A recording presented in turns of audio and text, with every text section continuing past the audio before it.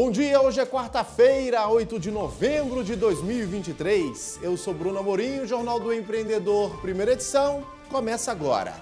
Proposta da reforma tributária que unifica impostos é aprovada na Comissão de Constituição e Justiça do Senado e deve ir hoje ao plenário.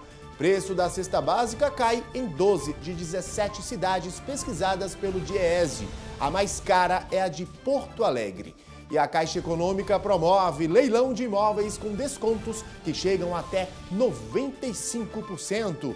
Tudo isso e muito mais você confere aqui e agora no Jornal do Empreendedor, primeira edição.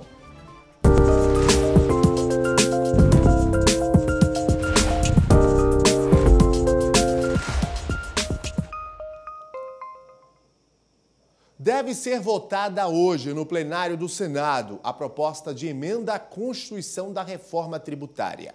Ontem, o texto foi aprovado por 20-6 na Comissão de Constituição e Justiça da Casa. Entre as principais mudanças estão a unificação de 5 impostos já existentes para a criação de outros 2. O IVA, Imposto de Valor Agregado, e o IBS, Imposto sobre Bens e Serviços. A reforma prevê ainda a isenção de produtos da cesta básica e redução de 60% nos impostos para mais de 10 setores, como educação, saúde, produtos agropecuários e de higiene pessoal. O relator da PEC, senador Eduardo Braga, do MDB do Amazonas, alterou o texto da Câmara, aumentando para 60 bilhões de reais o fundo mantido pela União para reduzir as desigualdades regionais e sociais, diminuindo as competências do Comitê Gestor do Futuro Imposto Estadual e Municipal. Também foi criada uma trava sobre a carga tributária vinculada ao PIB, o Produto Interno Bruto do país. Após a aprovação do texto no Senado, ele será novamente analisado pela Câmara por causa das mudanças. Essa semana, empreendedores discutem os desafios e as oportunidades que a tecnologia é capaz de proporcionar nos negócios. É a 33ª Conferência Amprotec. Vamos conferir na reportagem de Camila Xavier.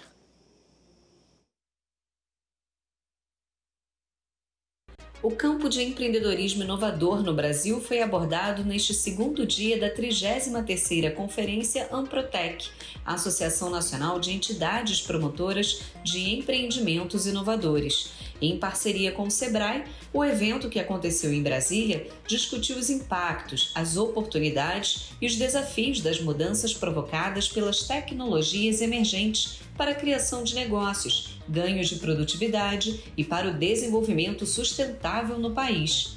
O Fórum Sebrae de Inovação abordou temas como o marco legal das startups e compras públicas de inovação. Hoje existe uma lei, existe uma regulamentação que permite o município, o estado ou o governo federal comprar uma inovação de uma forma totalmente diferente de uma licitação tradicional. Por meio de um desafio da gestão pública ou daquele município, pode ser adquirida uma solução já pronta ou que precisa de uma adaptação para ser implementada naquele município. Então é uma super oportunidade para as startups, para as empresas de tecnologias, para aqueles que desenvolvem solução poderem vender para o mercado público de uma forma inovadora, segura e, obviamente, rentabilizar e ganhar dinheiro com isso. Na oportunidade, o Sebrae lançou a plataforma InovaLink, fruto da parceria com a Universidade Federal de Viçosa, em Minas Gerais, com o apoio da Amprotec e do Ministério da Ciência, Tecnologia e Inovação.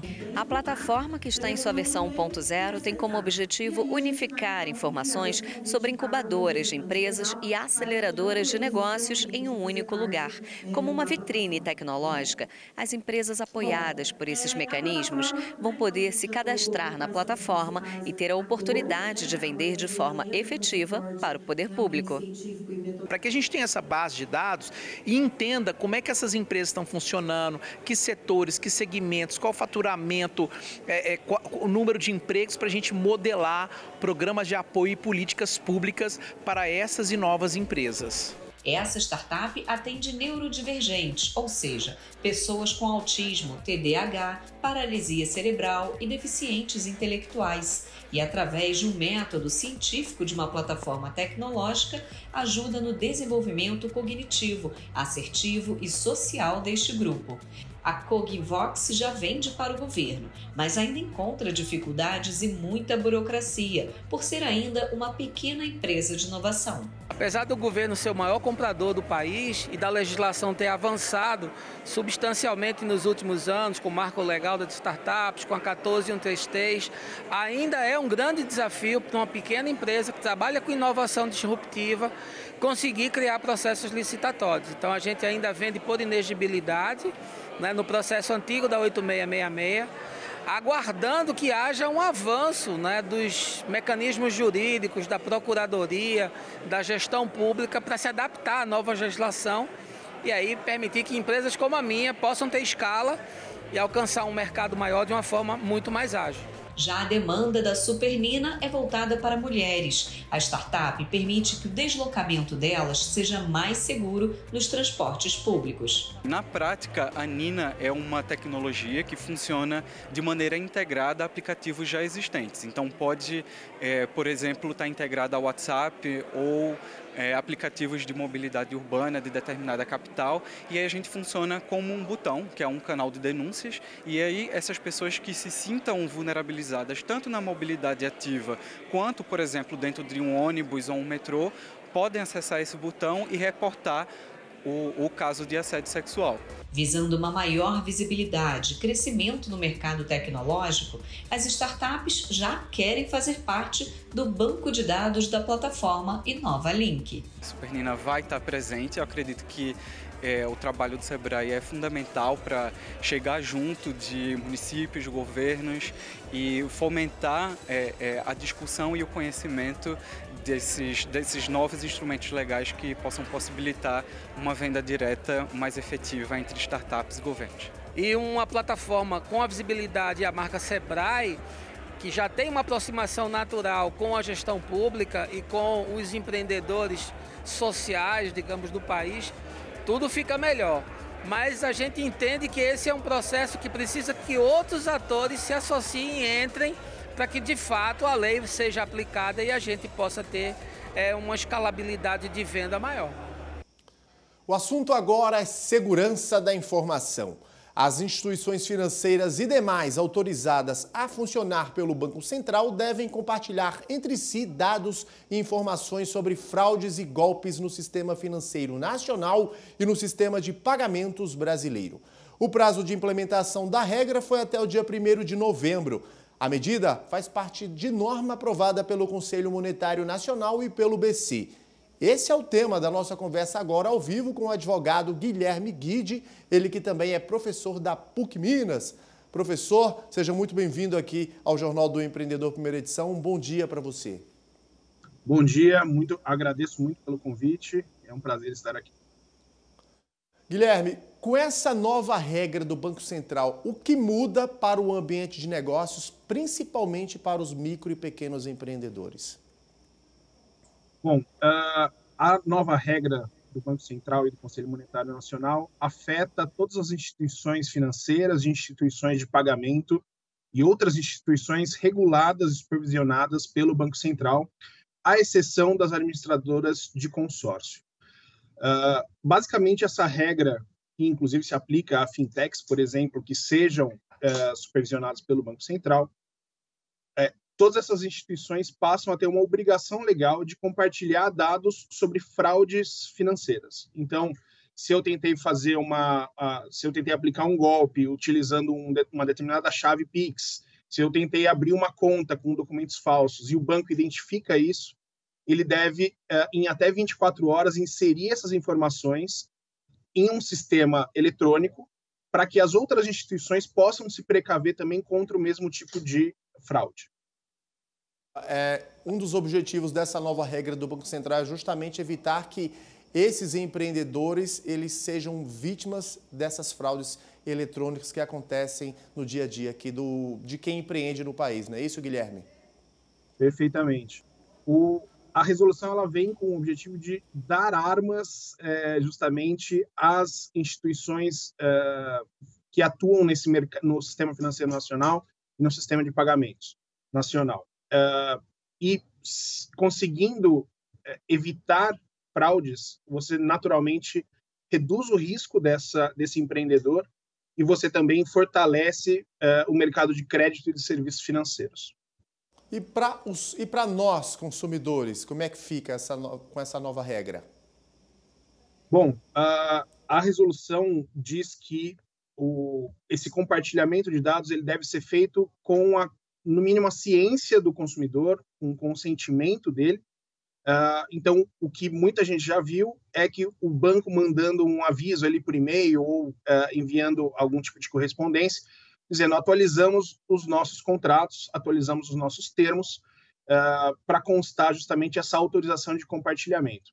Na prática, o consumidor ele não deveria ser afetado diretamente, a não ser que houvesse algum tipo de tentativa de golpe usando o nome dele ou usando a conta dele. Nesses casos, se houve um erro, na verdade, esse consumidor ele deve, de alguma forma, buscar a instituição financeira que identificou aquilo como fraude para tentar reverter isso. Mas, no geral, isso deve trazer mais segurança também aos consumidores, porque, naturalmente, o banco tem uma capacidade melhor de prevenir essas fraudes. Na sua opinião, Guilherme, como é que o setor produtivo tem visto essa nova regra do Banco Central? Eu acredito que de uma forma positiva. Como eu mencionei, se a norma vem justamente para fornecer maior segurança e diminuir risco, isso pode, no médio e longo prazo, contribuir também para reduzir custo de operação das instituições e, por sua vez, um custo de operação também para os empreendedores que usam esses serviços. E naturalmente... Pode continuar, Guilherme, por favor. Naturalmente, a segurança que isso traz é uma tranquilidade na cabeça do empreendedor de saber que o banco está melhor armado para evitar, por exemplo, que as contas ou o cartão de crédito da empresa sejam utilizados de forma fraudulenta. E essa medida vem em bom tempo, né, Guilherme? Até porque estamos aí às vésperas de importantes datas comemorativas no calendário brasileiro, né? Perfeito. A resolução foi aprovada em maio, ela veio junto também com uma alteração no regulamento do PIX, que falava justamente da criação de marcadores de fraude em transações feitas com o PIX. Então, essa resolução vem como um pacote do Banco Central, justamente para reduzir esse risco de crédito no mercado, o que naturalmente beneficia essas instituições às portas de feriados que geralmente trazem um volume de transações e de compras muito maior. Ou seja, uma medida de segurança importante para os empreendedores. Guilherme Guide, advogado, professor da PUC Minas, quero agradecer imensamente sua participação conosco ao vivo no Jornal do Empreendedor, primeira edição. Muito obrigado, Bruno. Eu que agradeço. Bom dia a todos. Até mais. E no próximo bloco, começa hoje o São Paulo Fashion Week, o mais importante evento de moda para estilistas consagrados e para quem está iniciando um negócio no setor. Eu volto daqui a pouquinho, não sai daí.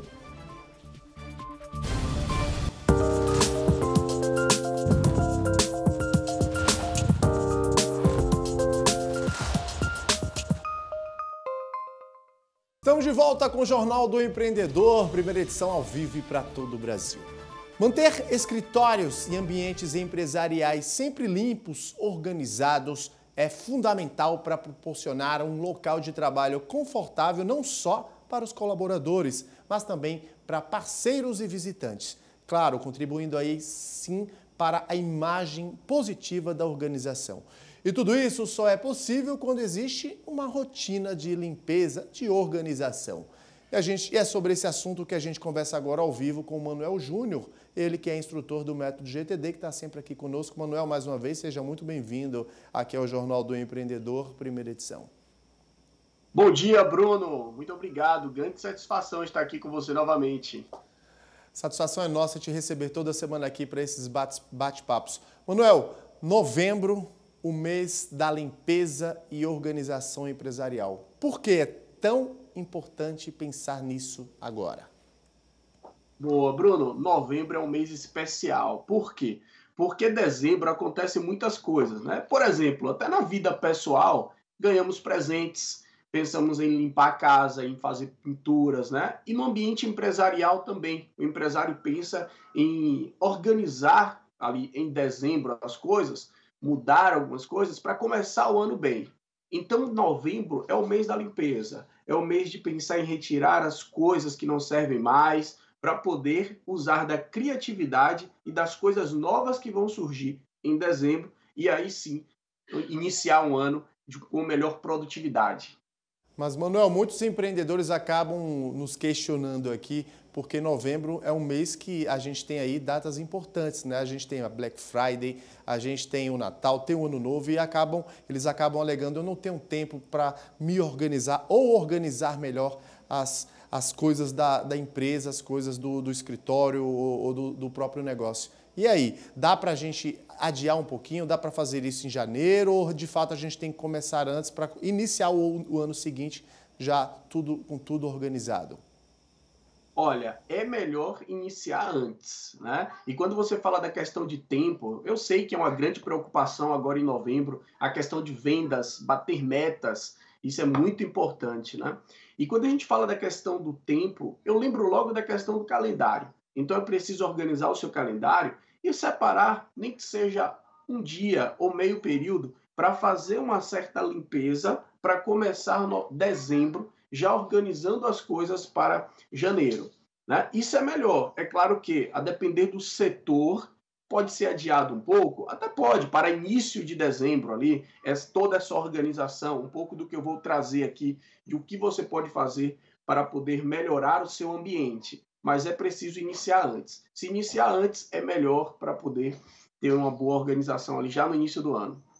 E que pontos, que itens devem ser levados em consideração, ou melhor, devem ser aí revisados e reciclados em todo esse processo? Boa. E quando falamos em limpeza, né, eu estou falando realmente de revisão, porque às vezes algumas coisas você não pode tirar daquele lugar, não pode limpar. Então estamos tratando aqui com uma revisão. Eu separei alguns pontos, como por exemplo, arquivos físicos. Jogar fora aqueles papéis que não servem mais, aquelas contas antigas, aquelas notas, tudo aquilo que não serve mais, simplesmente tirar, jogar fora, como se fosse uma organização de um guarda-roupa, né? Você tirando as roupas que não servem mais para iniciar dezembro, ganhando roupas novas. E também é importante revisar a disposição das coisas na empresa.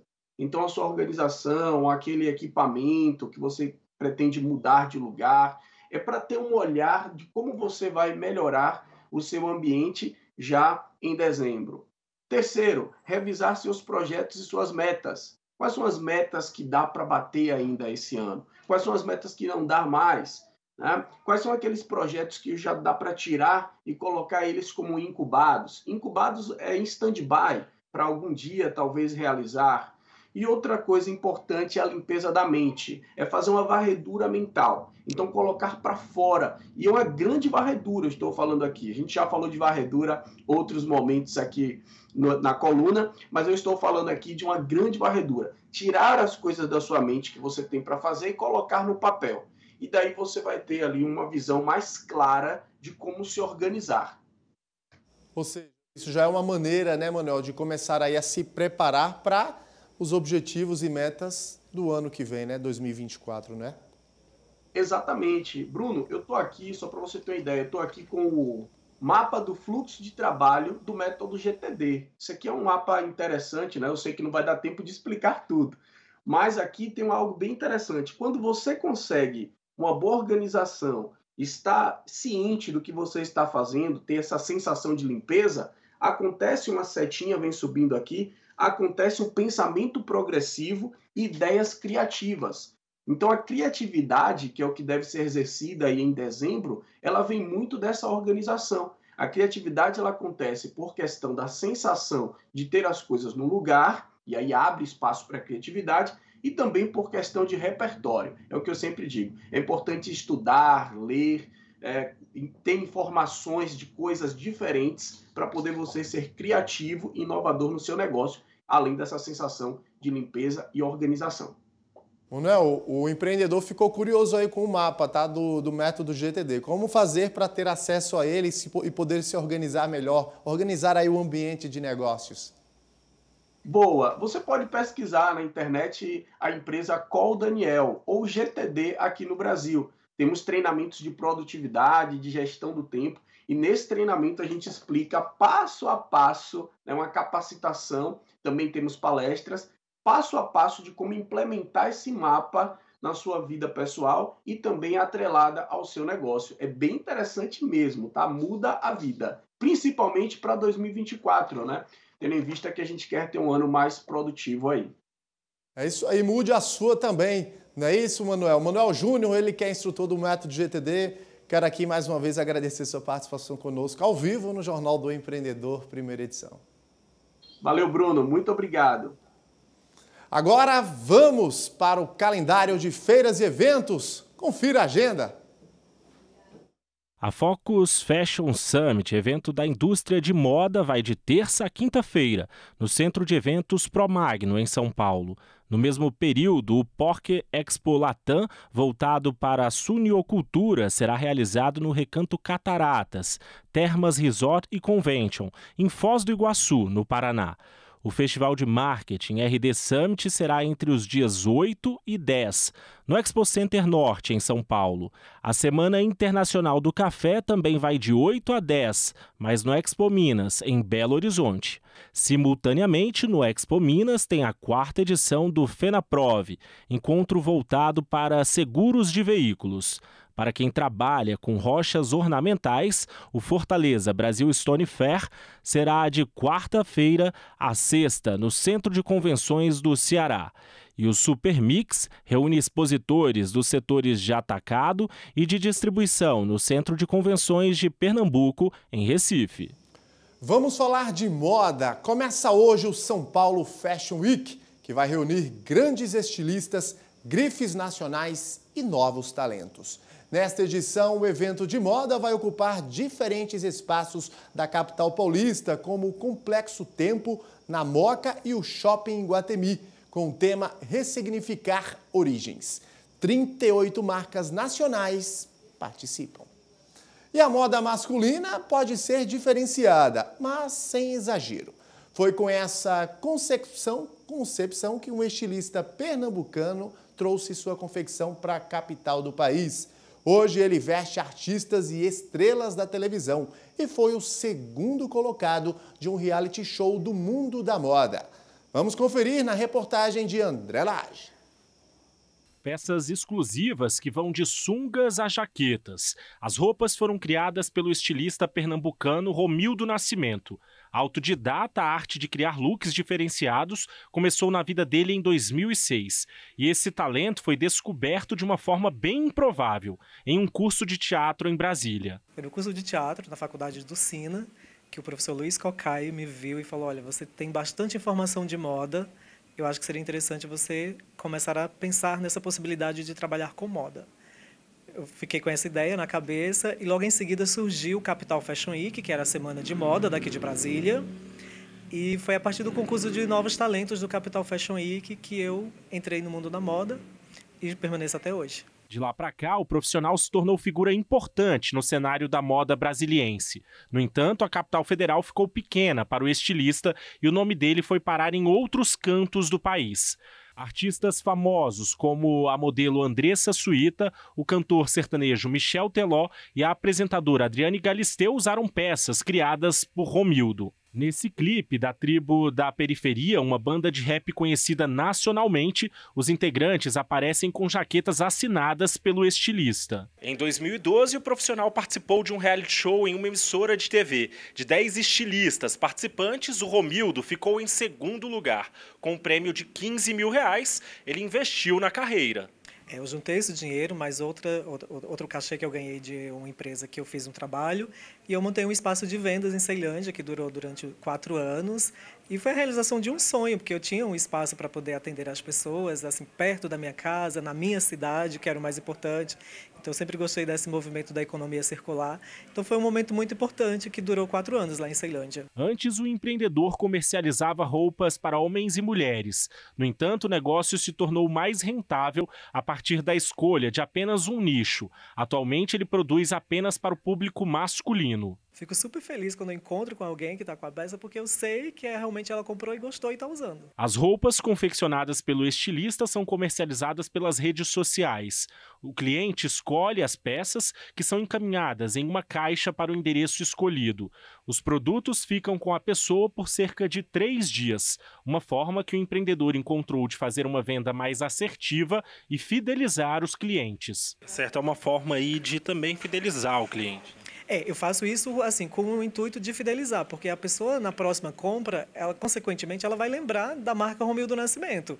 Ela vai saber, olha, não, aquela compra foi uma experiência legal, foi uma experiência boa, as roupas que eu comprei realmente eu uso, porque também hoje em dia tem muita gente que compra por impulso e acaba não usando a quantidade de peças. Isso já é comprovado cientificamente que a gente só usa 15% das peças que a gente tem no guarda-roupa. Então a maioria das peças ficam lá sem ter um uso, né? Outra forma de alavancar o faturamento do negócio, as parcerias com lojas que comercializam produtos autorais, como por exemplo este estabelecimento que vende presentes criativos, um negócio lucrativo para ambos os empresários. Um divulga o trabalho do outro, né? Então a gente acaba trabalhando de fato a economia colaborativa, a economia criativa.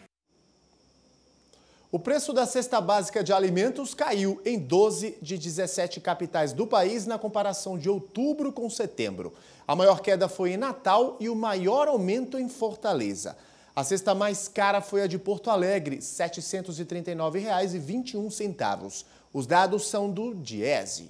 E a Caixa vai promover um leilão com 5.600 imóveis no estado de São Paulo. Os descontos podem chegar a 95%. Tem casas, apartamentos e lojas. Vamos conferir. Foi num leilão que o Antônio comprou 2 imóveis para investir. Agora está atrás de mais um. Vale a pena, porque tem pouca concorrência, o preço sai bem mais abaixo do valor de mercado, só tem que examinar direitinho. Neste mês, a Caixa vai fazer o leilão de 5.600 imóveis, entre casas, apartamentos, terrenos e lojas. Os descontos chegam a 95% do valor de avaliação e os lances são feitos pela internet. A maioria dos imóveis vai a leilão por falta de pagamento do financiamento ou de taxas como IPTU e condomínio. Nessa casa de leilões parceira da Caixa, os lances mínimos variam de R$ 1.640 até R$ 2 milhões. Se ninguém confirmar, alguém dá um único lance, já leva no que a gente chama de lance mínimo. E aí cada lote tem o seu incremento, né? E caso a pessoa dê um lance, vai subindo sucessivamente e lá ela vai comprar todo o histórico, toda a descrição de cada lance até o último maior lance vencedor do leilão. O preço é atrativo, mas é preciso atenção. Tem que ler todas as letrinhas miúdas do edital, ver o que está contemplado na dívida, puxar a matrícula do imóvel. Você compra no estado em que se encontra. Você compra a dívida, você quitou a dívida, é seu. Todos os problemas decorrentes são de quem arrematou. O Jornal do Empreendedor fica por aqui. A próxima edição é às 11h30. Até amanhã. Tchau!